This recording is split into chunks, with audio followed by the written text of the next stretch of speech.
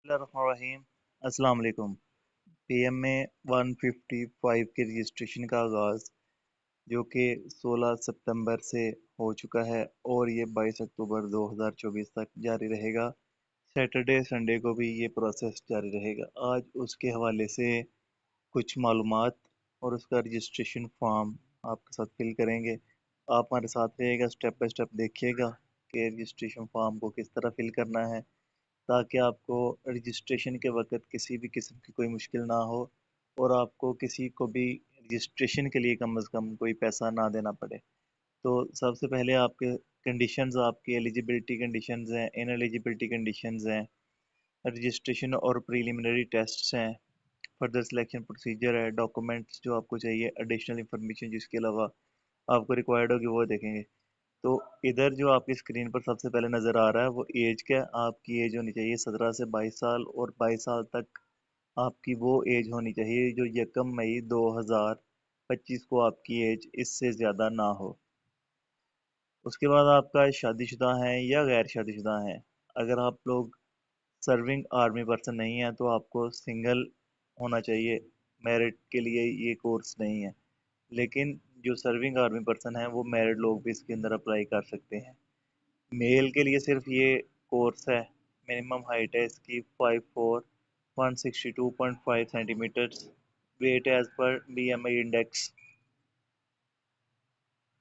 Registration इसकी 16 सितंबर से लेकर 22 अक्टूबर तक जारी रहेगी।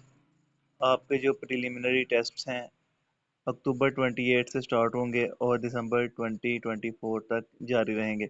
और इसके अंदर सैटरडे संडे इंक्लूड नहीं है, सैटरडे संडे को कोई टेस्ट नहीं होगा। तकरीबन 2 माह आपके टेस्ट रहेंगे। आपकी नेशनलिटी पाकिस्तानी होनी चाहिए, आज़ाद कश्मीर के आप नेशनल हो। Gilgit Baltistan upon final selection candidate with your nationality green card इकामा will have to surrender nationalities other than Pakistan. मतलब अगर आप ड्यूअल नेशनल हैं तो आप अप्लाई कर सकते हैं, लेकिन अगर आपकी फाइनल सिलेक्शन हो जाती है तो आपको जो आपकी दूसरी नेशनलिटी है उसको सरेंडर करना पड़ेगा। उसके बाद एलिजिबिलिटी कंडीशंस है, देखें क्या है। सबसे पहले एजुकेशन है, उसके बाद एज है और रिलैक्सेशन जो आपको गिवन है वो आपको बताई गई है। एजुकेशन आपकी मिनिमम इंटरमीडिएट होनी चाहिए या उसके इक्विवेलेंट। एज आपकी 17 से 22 साल होनी चाहिए। 3 मंथ की आपको रिलैक्सेशन होगी अपर और लोअर एज के अंदर। अगर आपने ग्रेजुएशन कर ली है इंटरमीडिएट के बाद तो आपको 1 साल की और रिलैक्सेशन मिल जाएगी। एज के अंदर आप 23 साल के भी अप्लाई कर सकते हैं। जिन लोगों ने BS किया हुआ है, ग्रेजुएशन 4 ईयर की हुई है, उन लोगों के लिए एज लिमिट 17 से 24 साल होगी। सर्विंग आर्मिंग सोल्जर्स जो सिपाही इस वक्त पाकिस्तान आर्मी में जॉब कर रहे हैं उनके लिए उम्र की हद 17 से 25 साल होगी और उनके रिलैक्सेशन कोई नहीं होगी। आपके नीचे FA या FSC में 55% मार्क्स होने चाहिए।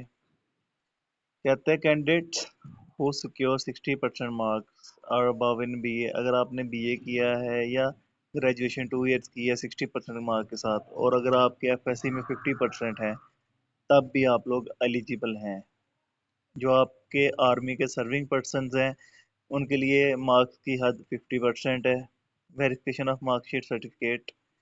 Candidates not issued with certificates are in possession of duplicate revised mark sheet certificate of metric intermediate BA BSc must get a verification certificate signed by secretary controller of exam concerned board university। इसका मतलब ये है कि अगर आपने matric या intermediate किया हुआ और उसकी सनद, आपकी सनद नहीं आई हुई, तब भी आपको उसकी सनद जारी करवानी पड़ेगी अर्जेंट। या अगर आपने अर्जेंट जारी नहीं हो सकती तो आपको कम अज कम ये बोर्ड के सेक्रेटरी से या उसकी जो मुतलका एग्जाम की ब्रांच है उधर से ये लिखवाना पड़ेगा लेटर। नीचे A level candidates applying in Pakistan with aggregate 55% marks are eligible. A level के लिए भी same to same as above। In eligibility conditions है, twice rejected by ISSB, thrice failure in initial test, tested with in 4 months. अगर एक ISSB दे के आए हैं तो उसके दरमियान दूसरे HSP के दरमियान 120 दिन का गैप होना चाहिए। अगर आप किसी भी गवर्नमेंट सर्विस से रिमूव हुए हैं, डिसमिस हुए हैं, तब भी आप इन एलिजिबल हैं। अगर आप सजा याफ्ता हैं तब भी इन एलिजिबल हैं। अगर आपको अपील मेडिकल बोर्ड ने भी परमानेंटली अनफिट करार दे दिया है तब भी आप इन एलिजिबल हैं। Declared medical unfit due to hepatitis, अगर आपको हेपेटाइटिस है तब भी आप एलिजिबल नहीं हैं। अगर आप किसी आर्म फोर्सेस के कॉलेज से विड्रॉ कर चुके हैं जिधर आप बाउंड थे या डिसिप्लिनरी एक्शन आपके खिलाफ हुआ तब भी आप एलिजिबल नहीं हैं। टेम्परिंग ऑफ एकेडमिक सर्टिफिकेट, अगर आपने अपने एकेडमिक सर्टिफिकेट के साथ छेड़छाड़ किया तब भी आप एलिजिबल नहीं हैं। ड्रग्स एडिक्ट भी एलिजिबल नहीं है, जो ड्रग्स के लेकर पाया गया और वो पकड़ा गया वो भी इन एलिजिबल है। रजिस्ट्रेशन है, रजिस्ट्रेशन थ्रू इंटरनेट है। इंटरनेट के जरिए आप www.joinpakarmy.gov.pk पर अप्लाई कर सकते हैं। एक नोट है नीचे, TCC candidate who apply for PML long course will also be considered as repeater candidates. मतलब इसका ये है कि अगर आपने टेक्निकल कैडेट कोर्स के लिए पहले अप्लाई किया था और अभी आप पीएमए के लिए भी अप्लाई किए हैं तो आपको रिपीटर कैंडिडेट के तौर पर कंसीडर किया जाएगा।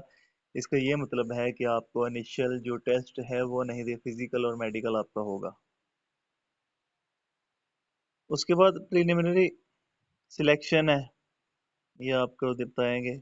Module based selection for inter service selection board will be carried out, which is a module is being developed at Personal Administration Directorate. Following will be the included in the initial test with weightages assigned in the module. Written intelligence tests and writing of English in Urdu essay. Medical examination, physical test. Interview by preliminary selection board headed by selection and recruitment officer. इसका मतलब ये है कि अगर आपको ISSB में जाना है तो उसके सबसे पहले आपको इंटेलिजेंस टेस्ट पास करना पड़ेगा। उसके बाद आपको ऐसे एक आएगा वो करेंगे, उसके बाद आपका मेडिकल एग्जाम होगा, फिजिकल टेस्ट होगा और उसके बाद ही आप लोग ISSB के लिए, सॉरी एक चीज़ मिस हो गई है, इंटरव्यू होगा आपका सिलेक्शन सेंटर की सतह पर। उसके बाद आपको ISSB के लिए जो लोग सिलेक्ट होंगे उनका फॉर्म फिल करवा कर भेज दिया जाएगा। रिटन इंटेलिजेंस टेस्ट है। Written intelligence test will be based on multiple choice questions from English, Math, Pakistan Studies, Islami or General Knowledge. A candidate declared successful in written intelligence test will undergo physical, medical test and interviews at selection and recruitment centers. अगर आपने written intelligence पास कर लिया है तो आपको physical और medical के लिए अंडरगो करेंगे।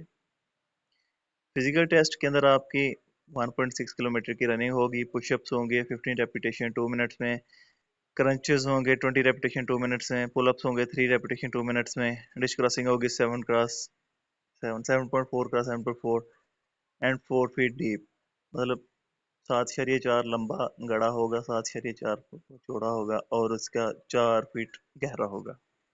ये आपने क्रॉस करना है। Passing all event as per table और मैंडेटरी फॉर ईच कैंडिडेट। ये सारी चीज़ें जो आपको टेबल पर दी गई हैं वो आपको पास करना लाजमी है। इसके बाद इंटरव्यू है।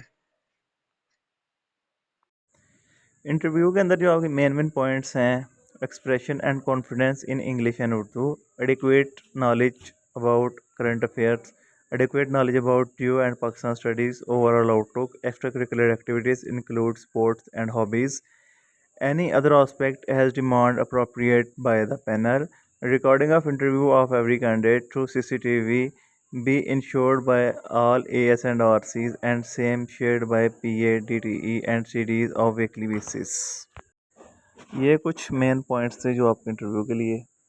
उसके बाद हम देखते हैं फर्दर सिलेक्शन प्रोसीजर।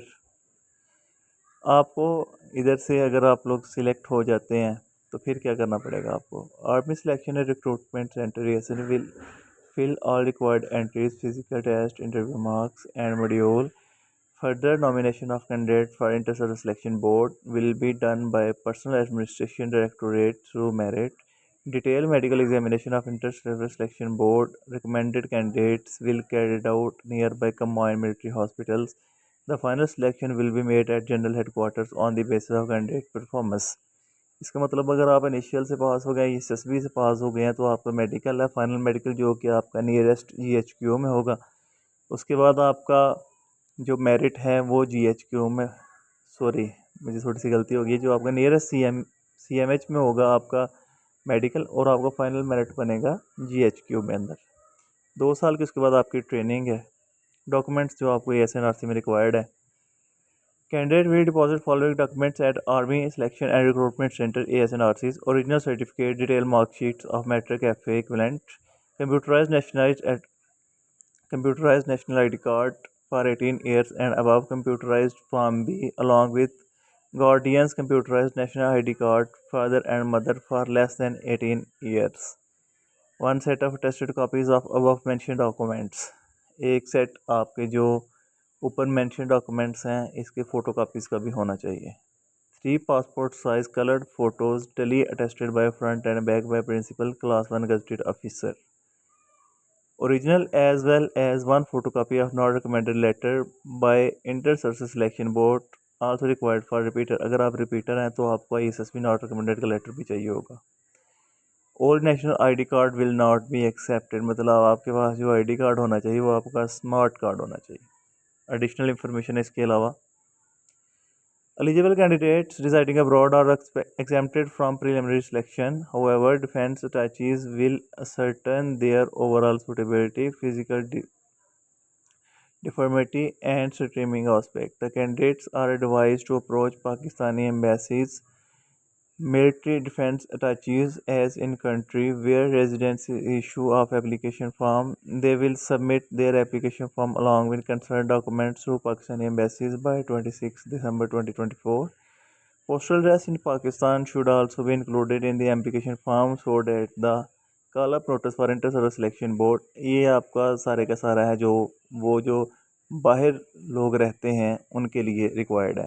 तो वीडियो लंबी हो रही है तो इसको शॉर्ट करते हैं, इंट्रोडक्शन तक इसको महदूद रखते हैं। इसके नेक्स्ट पार्ट में ना हम इसका एप्लीकेशन फॉर्म फिल करते हैं।